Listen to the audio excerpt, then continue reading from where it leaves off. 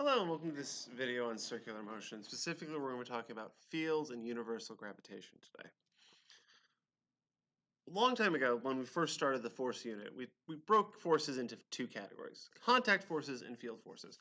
Contact forces are forces that interact directly. We can see them touch. The normal force coming from a wall, friction coming from two surfaces sliding against each other, tension from ropes and strings, and so on. Field forces were forces that we defined that acted at a distance. These are also typically what we refer to as the fundamental forces. These are forces that can't be explained other way. Whereas every force in the contact forces can be explained in terms of these field or fundamental forces, these forces cannot be explained by other means.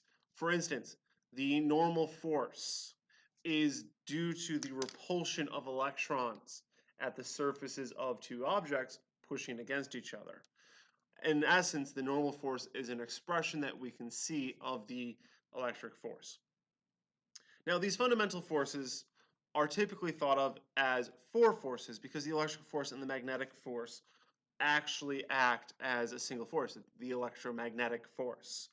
And more recently, the electromagnetic force has been combined and found to be related to the weak force, making the electroweak force.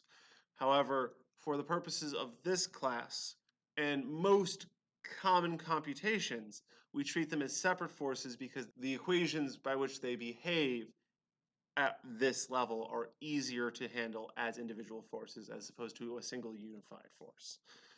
Regardless, when we talk about field forces, particularly in AP Physics 1, we're talking about the gravitational force primarily. The gravitational force is the attraction between masses regardless of distance. This force has been defined by Newton's law of gravitation, or the universal law of gravitation, as Fg equals G m over r squared. Where big G is the universal gravitation constant, big M is the mass of the first object, typically the larger object. So the sun with the earth going around it. Little m is the mass of the object being pulled, or the secondary or smaller object. Again, in this case it would be the earth, which would go around the sun, or you on the planet Earth. And then r squared is the distance from the center of one mass to the other. Now, for this class, we typically only deal with spherical objects in perfectly circular orbits, but it does work for any object at any mass. Now, when we talk about the gravitational force and how it acts as a field, that requires some clarification, some explanation. So, let's talk about Earth. Earth is effectively a little blue dot in the grand cosmic scale of things. But the mass of the Earth is so large that it can exert a gravitational force at a very large distance. Now, when you are close to the planet Earth, the amount of force you feel will be large. And this is true regardless of what angle you are or what direction you are from the Earth. You will feel this force. As you get farther out, the force decreases. The amount of force you feel is smaller here than it was originally. And if you go out again, it'll get even smaller still.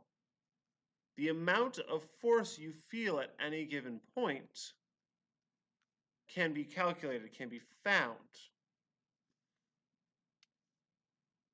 based on whatever your mass is. Another way to think about this is that the acceleration you'll feel due to the Earth will decrease the farther away you get. This idea of the value of the force changing based on the distance, but you can draw or represent the force as a bunch of different vectors. All these are force vectors pointing towards the blue dot of Earth. Changing with distance is what we call a vector field or a force field.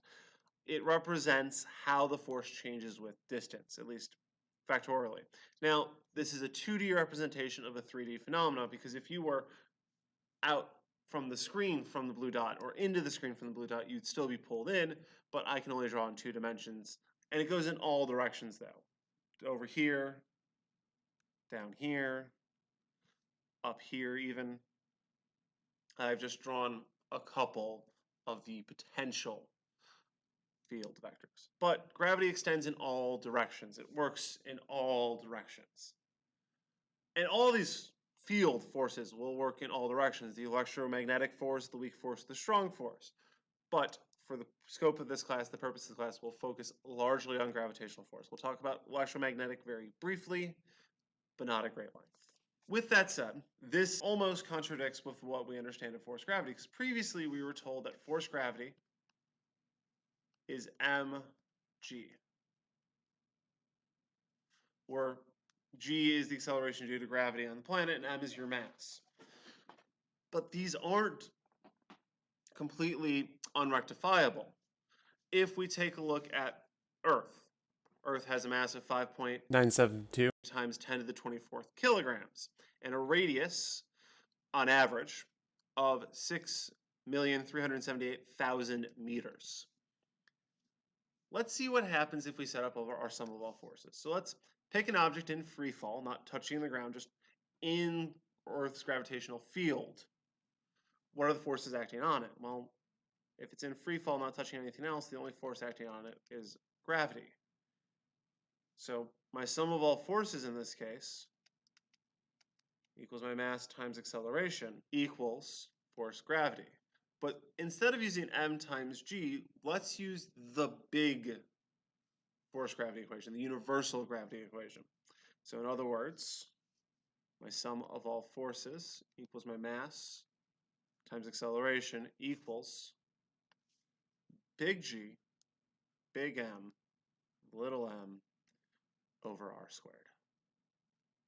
Now, this little m here is your mass or an object's mass. This little m here is your mass or a little object's mass, but the big M is the Earth's mass. If I cancel out the little m's, because they're the same on both sides, they're talking about the object, I'm left with the acceleration due to gravity at a given point equals big G, big M over r squared. Well, let's find out what that acceleration would be for an object on Earth. Big G is on our equation sheet. Go ahead and pull that up, snip it out of the sheet. We get the universal gravitation constant is G equals 6.67 times 10 to the negative 11th meters cubed kilograms second squared. Let's just go ahead and put that entire thing in. We multiply that by our mass of the Earth, this 5.972 times 10 to the 24th kilograms. And then I divide by the radius of the Earth, which is this 6,378,000 meters squared. First things first, let's check the units. Meters cubed over kilograms seconds squared times kilograms over meters squared. Kilograms cancels out. Meters over meters squared leaves me with meters, which means my units are meters per second squared. Okay, I'll be getting an acceleration out of this. Awesome. What's the value though? Well, plug in your calculator. When I type this in my calculator, I will be typing in 6.67 e negative 11 times 5.972 e 24 over 6378000 squared. The use of the e as opposed to the 10 times 10 power makes our life a little easier. If I type this all in my calculator, I get my acceleration due to gravity, average radius of the Earth is 9.79 meters per second squared. This is very close to the 9.8 or 9.81 we talk about, and the difference here is based on the average radius. At a given point, you are maybe a little higher, maybe a little lower. than this. Additionally, if we use a more accurate number for the mass or the radius, we'd probably get even closer. But this right here, this 9.79 meters per second squared, is very, very close to the 9.8 we've been using all semester. And this is true for any planet, any object. If we know the mass of the object and its radius, we can find out what the acceleration due to gravity on that planet would be, or what its g would be for that. This is how we find the g for the moon. This is how we find the g for Mars. Everything. Go ahead, give Mars a try on your own. If you did all your math carefully, you should get 3.62 meters per second squared for the acceleration due to gravity on the surface of Mars, which is about a third of the Earth's. With that said, let's keep going.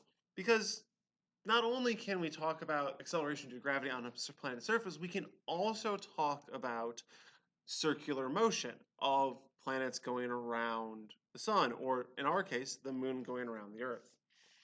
When we talk about the orbital radius, or the r, for the universal gravitation equation, we are talking about from the center of one planet to the other, center of mass to center of mass. So in this case, the moon travels around the Earth at a radius, on average, of 384,402,000 meters, and the moon has a mass of 7.342 times 10 to the 22nd kilograms. How fast is it traveling? Well, with the data we got from Earth previously, we can actually do this calculation. Because in space, the only force acting on the moon is the gravitational force. There's no friction, there's nothing touching it, and though we have not talked about it yet, the rest of the field forces are relatively small and weak compared to gravity. They won't have the same influence. So the moon is going to go around the Earth in a roughly circular, again, taking some liberties here, but a roughly circular orbit. But my sum of all forces is my ma. And it's going to go around, so it's just going to be my force, gravity. Now, because I'm going in a circle, my acceleration is going to be my vt squared, or r. And my force gravity, again, we're not on the surface, so we're going to use the big equation.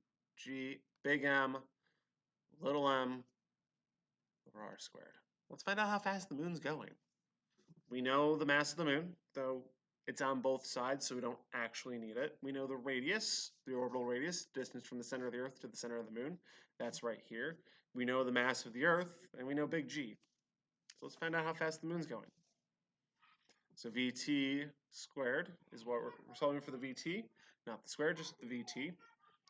Mass cancels. R multiplies to the other side, so VT squared equals G, big M, R over R squared.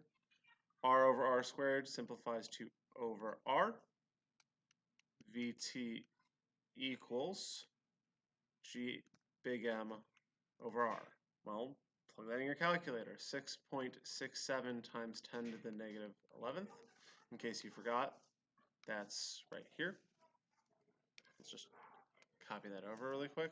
Mass of the big object, the object being orbited, which in this case is the Earth, is that 5.972 times 10 to the 24th again, over the orbital radius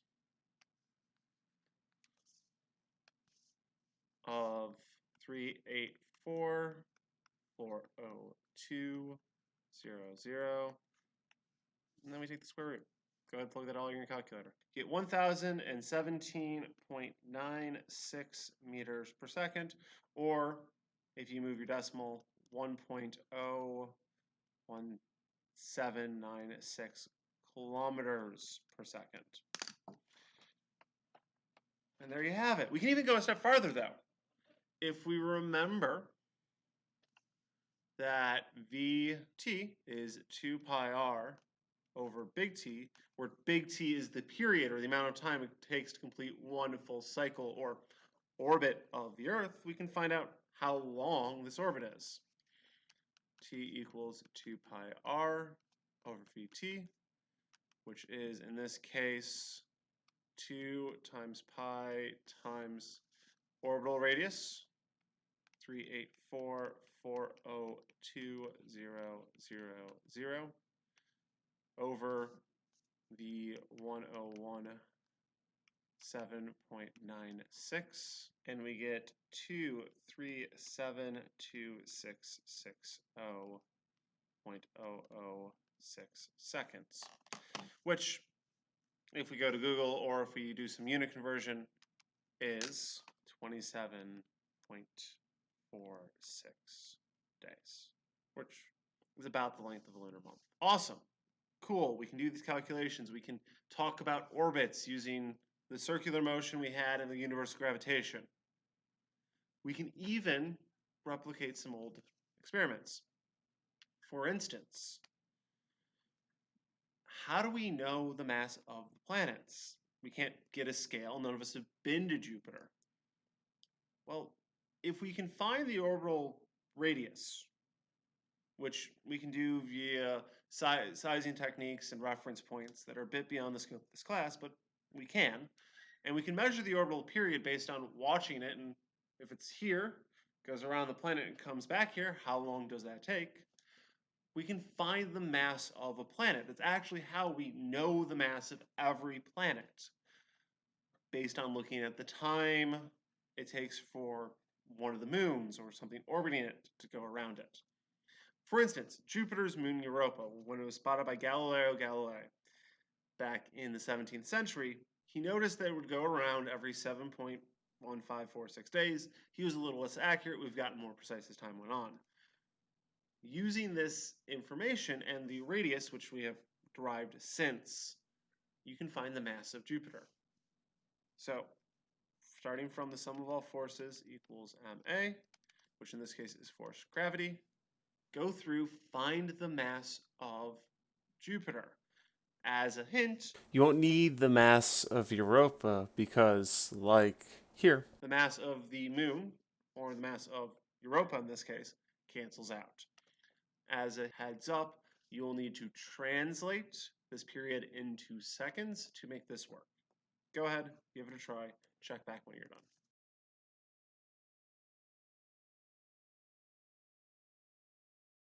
Okay, so first thing I did is I went here and I went through and I converted this orbital period in days into seconds.